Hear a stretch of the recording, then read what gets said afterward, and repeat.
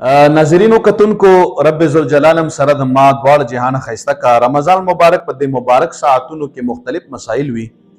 یو مسله دا هم ده چې یو زنانه دا او هغې روژه نیولې ده او د روژې په دوران کې قدردانو په روژې په دوران کې دې ته د حیض بیماری ولګېده، ماهواري بیماری په دې باندې راغله.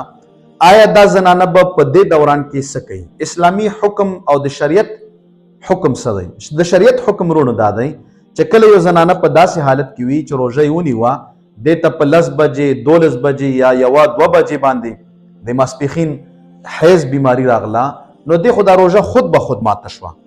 خو چونکې د آدابو د روژې نه دا دي چې دا به روژه وساتي تر د هغې ماښام اذانه پورې، او د ماښام اذانه نه بعد به دا بیا سم هغه روژه خلک ماتوي، نو ماښام اذانه پورې به دا آدابو د روژې خیال وساتي.